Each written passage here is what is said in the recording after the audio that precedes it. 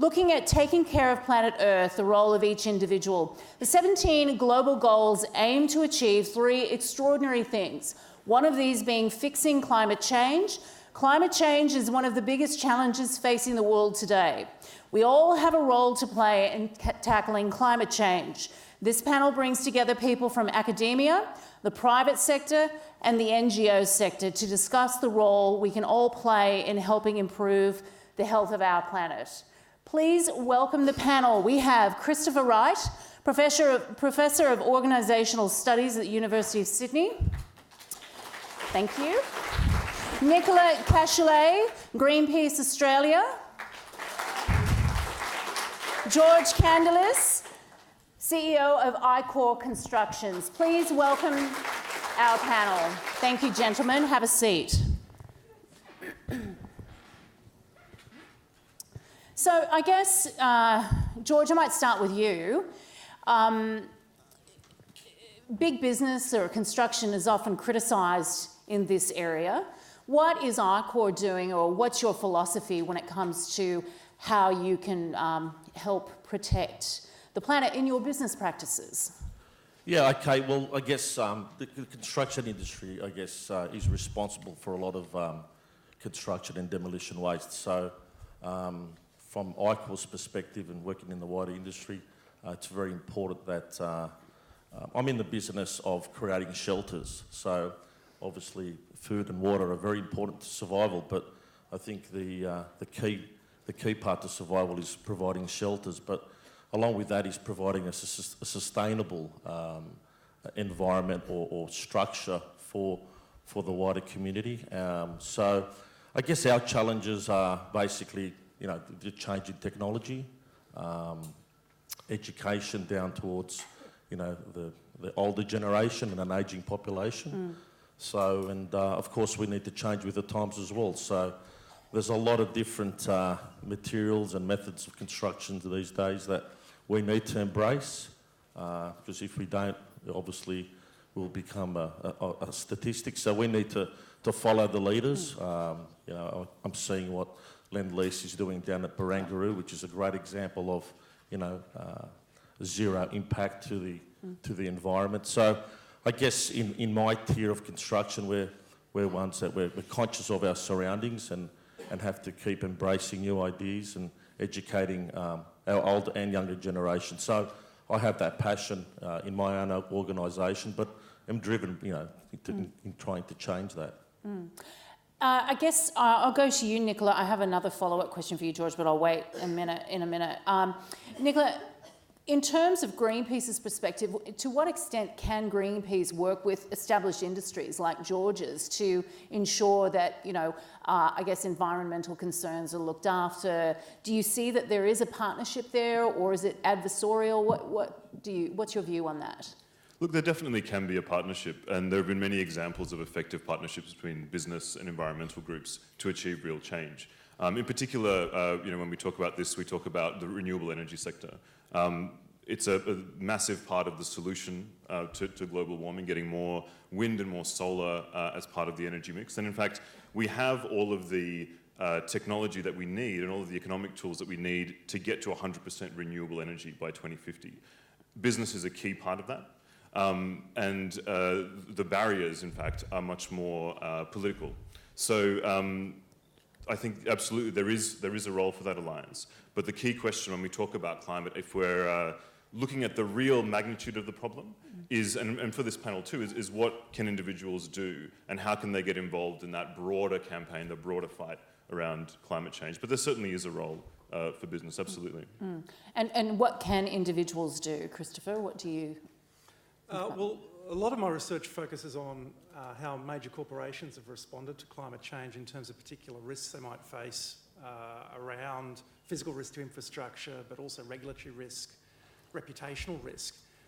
So there is a part that I think individuals can play as consumers, obviously, in terms of their purchasing decisions, but also as investors, as players in financial markets through the superannuation funds, so lobbying to divest from fossil fuels, for instance, because essentially the problem we face with climate change, which is the biggest problem we will face as a species this century, bar none, is the need to rapidly decarbonise our energy and our transportation systems, but and that can only really be achieved, I think, through systemic responses rather than just relying on individuals to change this process. I guess the interesting point, though, there is, and this is one of the things why I think there is a resistance or reluctance sometimes for change, is the trading off economics against, doing good for the environment. So, George, I guess that's what I find interesting about your particular industry. How do you balance that? How do you sort of go, well, this is environmentally friendly product, but it's it's 50% more expensive than, say, this product which isn't so environmentally friendly. How do you actually balance that? Yeah, I guess these days... When you don't have economy of scale, sorry. Of course, I mean, obviously a lot of our clients and stakeholders are conscious of costs, of course. They have their own visions as far as what their mandates are on a project, and budgets are usually on top of that list. What I'm seeing happening of late is we have an opportunity as a head contractor to value engineer a project where projects are documented, specified, and when we can bring something to the table now as an organisation. So I'm finding that we can offer something different to the end user, which benefits them in terms of cost, but also we can make a statement in terms of how we're, improving the environment as such. I guess one area of discussion, or a high discussion point at a board level, is the cost of training internally. It's always, a question asked is, the cost of training and, what happens if that individual leaves. I'm actually more concerned about the cost of not training and what happens if that individual stays. So for us as an organisation, we need to balance that in terms of economic reality, and also look at alternative systems for our clients. I think the biggest factor the biggest thing we can bring to the table now is alternative methods of construction to save time and money in terms of programs on projects. Obviously, sorry about that. Prefabricated systems are the way of the future. That's happening right now as we speak, where a number of our projects, we're looking at alternative systems of construction where, the speed of construction is dramatically increased, which means less time on site, which means less emissions, et cetera, et cetera. So there is a roll-on effect. And you've been in the industry for a while. Do you find that there is, a shift in how your clients are viewing these kinds of things? Are they more prone to being friendly toward green, to a more expensive green product? Yeah, absolutely. I think a lot of the corporations we work for, and most of them are public listed companies or utilities owned by governments, from Sydney Water right through to American Express, NRMA, even a client that we're currently working with now that has made the press for the wrong reasons as far as emission schemes, and I won't mention any names, but I'm sure you can work that one out. I guess it is important that everyone comes on board. It's pointless, having an us and them type mentality in any commercial arrangement. So, it's about education right through from top to bottom. And Christopher, from your point of view, in terms of what you said before about, educating investors and, funds managers and those sorts of people in the financial sector on where they're actually putting their money, is that becoming more of an issue for that area? Are they becoming more aware of it and conscious of it, the sort of, environmentally friendly funds and investments? Oh, yes, definitely. Most major financial institutions in this country and globally see climate risk as a real strategic risk. I mean, ex-head of the Federal Reserve, Hank Paulson, came out with a report called Risky Business about a year ago. Very senior people in major economies, the Chancellor of the Exchequer in the UK just last week came out looking at the real financial risks of runaway climate change. And this isn't something that's going to be happening in the distant future. This is happening now. It's accelerating. The path of business as usual that we're on is essentially a path to disaster as far as I can see from the available science. We're on track for 4 degrees C. If we get delivery on the commitments to COP21, we're looking at 2.7 degrees C. Climate scientists like James Hansen suggest that even going beyond 1.5 C warming will be disastrous for various climatic effects. And the flow-on effects of those to corporate supply chains, to the fabric of civil society are profound, and yet we are not engaging with this issue with the urgency that we should. And that goes to you, Nikola. So this is one of the Sustainable Development Goals. What are the key practical steps that need to be taken to actually support this goal to make it happen by 2030? So to touch on what both of my colleagues here have said earlier, business doesn't work in a vacuum. There are a plethora of laws and policy settings the government's put in place that shape that space, that shape the market. And as far as the Paris climate negotiations are concerned, that is a key moment. But as Chris points out, it needs to be stronger than that. So the discussion around that can often be a little bit vague. So we talk about numbers and percentages, and it can be a little bit hard to understand.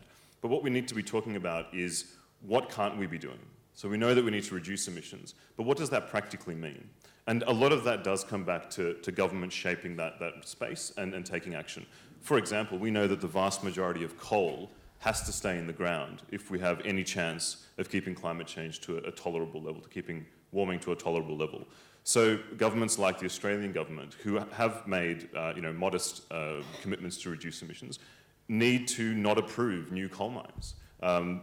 Like the Carmichael coal mine that's still on the due to be developed in the Galilee Basin. These are projects where government has the ability to step in and needs to say, no, if we're serious about this, we can't continue to dig up these fossil fuels and export them. That's sort of the proof of the commitment in a sense, I think.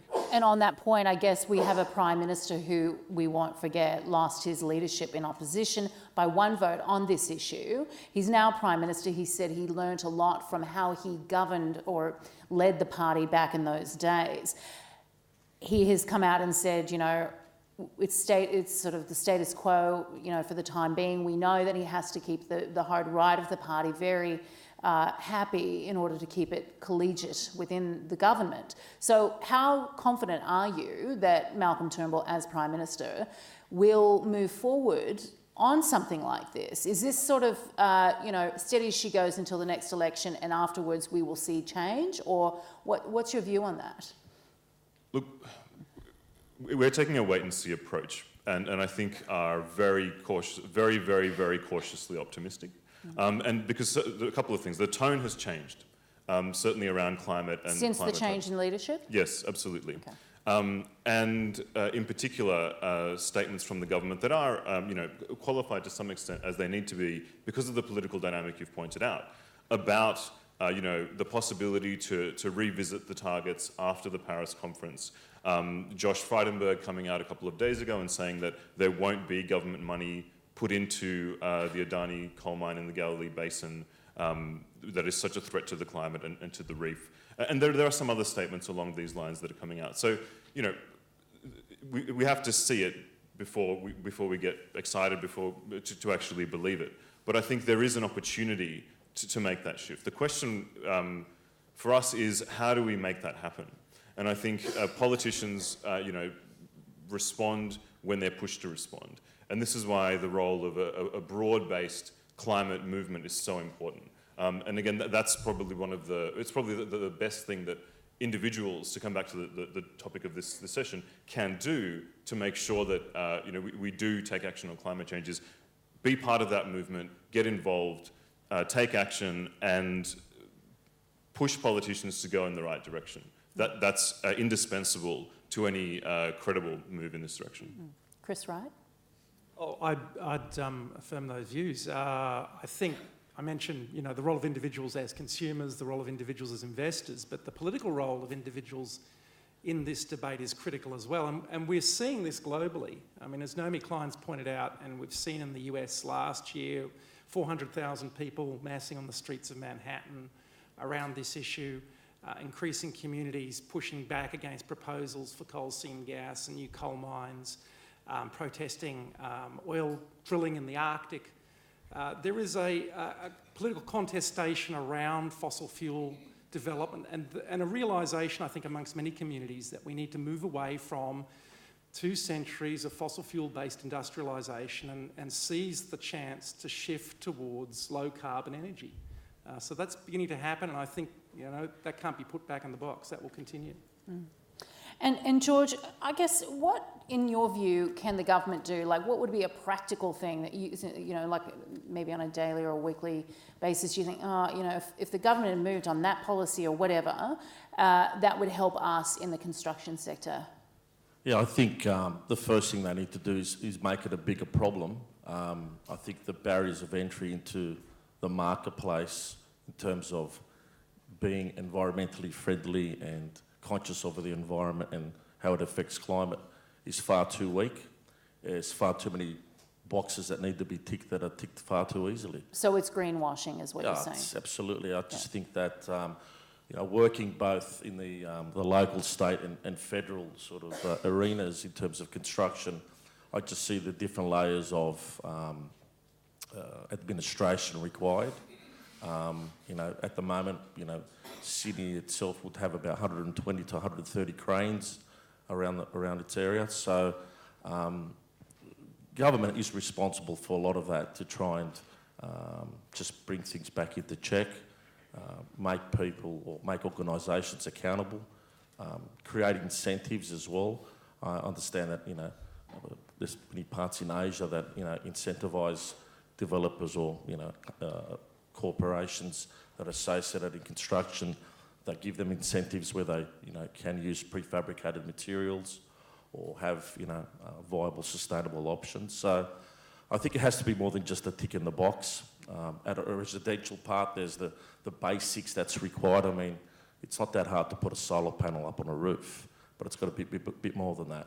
Mm-hmm. It's about how, waste is getting generated during construction as well, not what happens at the end for a building to get signed off. So there's a lot of work to be done in that regard. Whitney, if I could just come in on that. I mean, I teach on organisational sustainability and studied corporations over time around this issue. And what strikes me is that a lot of the mainstream business discussion around climate and sustainability is about being a little less unsustainable. It's about incremental shifts and changes and a little bit of eco-efficiency and a little bit of market pricing here and there.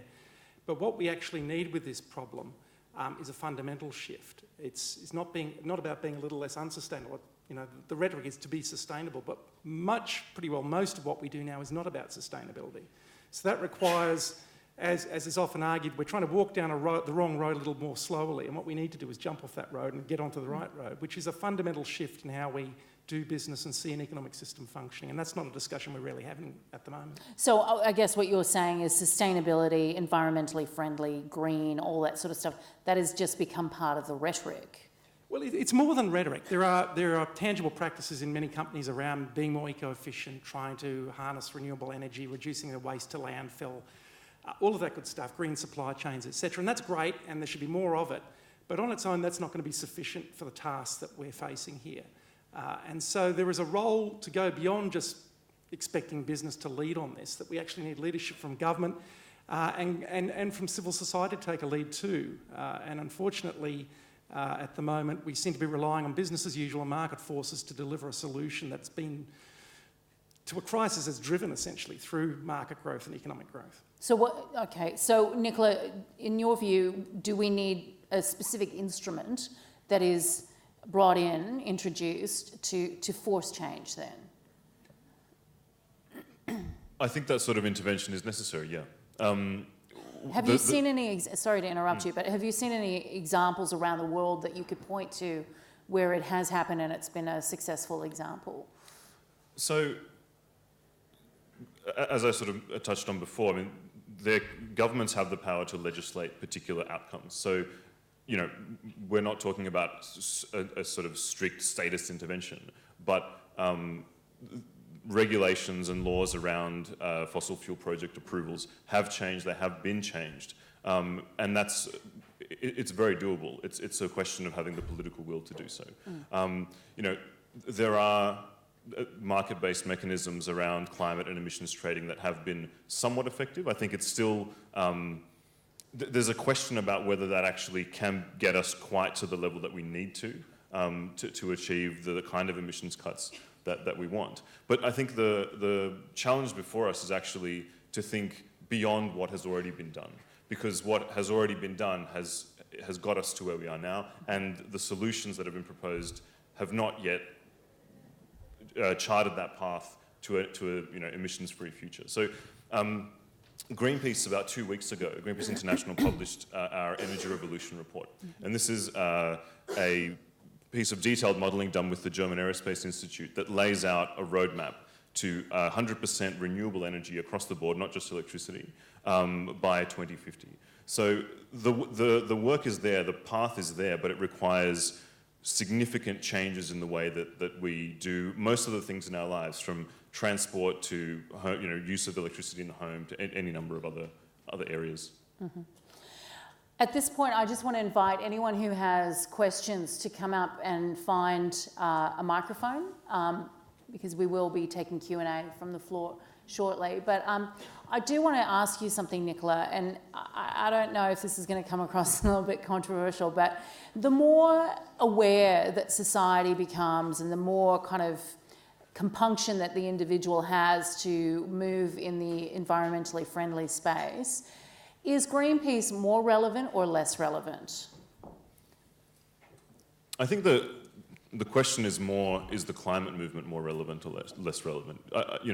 Obviously I work for Greenpeace as an organisation, and I'm proud to do so, but we are only one of many, many organisations that are part of this. And you know where I'm movement. coming from when I say that, right? So. I'm not sure that I do, actually. Well, if more people are on board, then you have less of a fight, if that makes sense. That's what I'm just wondering, how internally you view it. That's, No, sure. Nowhere near enough people are on board yet. So, there is increasing awareness, especially about climate, and more, desire for people to act and to protect our precious oceans and climate and forests. But the kind of mass mobilization, the kind of power that needs to bring forward, that it needs to harness, is still much greater than what we have now. So, I think the work that we do and that other organisations like Greenpeace do is critical. And success around climate and around climate change will depend very much on getting that broad base of involvement, rather than individual organisations being the hero that does the particular thing in one particular place. That I think, when we talk about relevance, that model, I think, is no longer relevant, because it does need to be much more broad-based than that. Hi, Marilyn. What would you say in response to the citizens of the Netherlands in the middle of this year when they challenged their government on climate change and human rights and winning that ruling? What would you say to that about a broad-based approach, a challenge to the government on our human rights? I would say congratulations. That was truly an inspirational moment. And the range of tactics that a climate movement can use are not limited. And again, there's this need for creativity. It need not be, just a march or just a blockade of a particular port or whatever else it might be. Legal tactics have their place. And that was an example of, I think, what we've gotten used to not seeing, which is arguments that are accurate, that make the case for action in a particular way that protects the environment, being taken seriously and being seen through to the logical conclusion, which in this case was forcing the government to be more ambitious on climate. So I think the fact that it was a surprise, in a way, shows us how far we've got to go, but that diversity of approaches is absolutely, we're 100% behind it. Just on that, just to follow up, I think the legal implications of climate change is an interesting one, and for companies in the fossil fuel sector, I mean, there's been debate about this on the internet, but the legal ramifications for knowingly causing damage to civilisations and planets, that could come back and bite legally. So we just found out a few months ago that ExxonMobil had known about the impact of its activities as far back as 1981. It was one of the leading organisations in terms of developing climate science, and there's been quite a bit of coverage on that. So knowingly doing damage to an ecosystem, I think, carries severe legal ramifications down the track.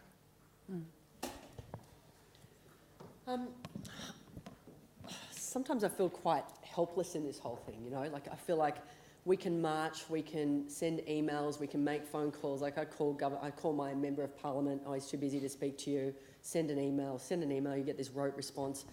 Like, how can we really have any power when, you know, we can coordinate a march of 10,000 people and the government just brushes that off and says that they're marginal and weirdos and they're going to do what they do anyway. And then you've got Shenhua Coal Mine, who, if they get the stamp from the government to say, yep, go ahead, they're going to put $300 million into the coffers of the government. Like, how do we fight against that as individuals? Go for it. So somebody that knows, and that knew, I should say, a lot more about social justice and campaigning than I do, once said that few will have the greatness to bend history, but each of us can play a small part in affecting events, and in the sum of those acts will be written the history of this generation. And I say that not, I say it because it's a beautiful quote, but because it makes the point that, you know, we may not win them all, and the things that we do as individuals may in that moment not seem like it has a direct impact. But taken together, these actions do make a difference. So, you know, you might call your MP and you get something that sort of fobs you off a little bit. But if they get 10,000 of those calls in a week or two, trust me, you know, they do pay attention to that. You know, these sort of moments, they're never won until they're won. So very recently, again, last week, Shell decided to pull out of Arctic oil drilling in Alaska. This was a campaign that Greenpeace and others have fought for years. I mean, I think it's been about 5 years or more that we've been campaigning on it. And right until it happened, it seemed like it was impossible. This was one of the world's biggest companies, hugely powerful, and yet it happened. And it happened exactly because of the kind of actions that you're talking about. So I think there is power there, but it sometimes, you know, can feel like it takes longer than we'd like. Just the other point I'd make is a great example of how individuals have been empowered on this specific issue, I think, has been Bill McKibben's sort of movement towards fossil fuel divestment via 350.org. If you look at the speed at which that movement has taken off and the impact it's having, not so much financially but symbolically in terms of delegitimising the power of fossil fuel companies, I think that's a really powerful example, and that's something pretty well anybody can do in terms of looking at where their investments are and putting pressure on the financial institutions and just making a noise about that. Okay, thanks. Thank you. Question? This is our last question and we'll move on. My name's Akash. I'm a healthcare banker, and this question probably stems from what you just said. So traditionally, we've sought to learn from institutional investors, financiers, and other investment professionals as they're considered the experts. How do you think the learning process can be reciprocated so that they can increase investments that don't leave a footprint on this earth? Because their argument for not being actively involved seem correct, where they don't get an adequate return for the risk. There's a lack of appropriate measurement and the fact that there's a shortage of other high-quality investments out there. Thanks. I think 2 words, reputational risk. If you look at the way banks are being targeted around their investments in the fossil fuel industry, they're very aware that the tide is turning on public attitudes on this issue. And they're resisting it, but you see movement even in the last few weeks. I think it was ANZ announced they weren't going to be funding new fossil fuel investments. So these things are happening. I think the ground is shifting in that regard. My concern is whether that's going to be enough, but that's a start. So I think that's a key aspect for many corporates, is that they don't want to be tagged as the new sin industry.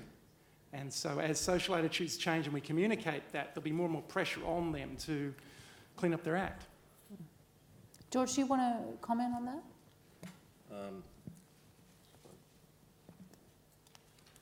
Yeah, look, I'm just a small fish in a Greenpeace ocean, right? So I think... But you're a very important small fish in that ocean. Just listening to the guys and to the audience as well, I think they're just really subtle changes we need to make. You know, it's not rocket science, what this is about. It's really just small, subtle changes. Keep it simple.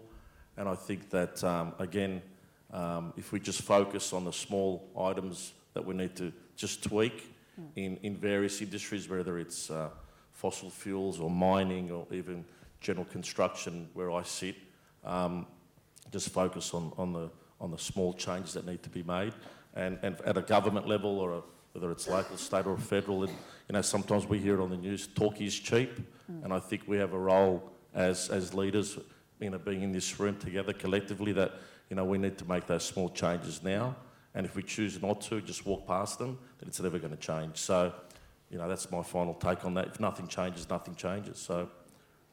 Well, I mean, you know, Elizabeth Broderick did say recently in her final speech at the National Press Club that change happens by small intentional steps. So it does make sense. Unfortunately, we're going to have to move on with the session, but please, I encourage anyone who didn't get their question asked by the panel, or to the panel rather, to find them afterwards and approach them individually. Just a final headline before we go, and I'm going to ask the same question. I want everyone to answer the same question, and that is, by 2030, what would be the one thing, if you could have it done, in terms of the Sustainable Development Goals that you would want? Who would like to go first? No pressure. In relation to this. Nikola? That we move towards a world and an economy that's powered exclusively by renewable energy. A resounding cheer from the audience. Yay. Chris. I guess that in moving towards that renewable future by 2030, we also are aware of the equity and climate justice implications of that move, that we focus on disseminating renewable energy options to the developing economies, and focus on our responsibility as a developed economy in reducing our own emissions. George?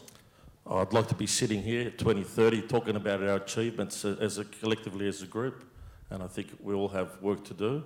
Of course, there's a lot to be done, but essentially just work collaboratively together to make it happen.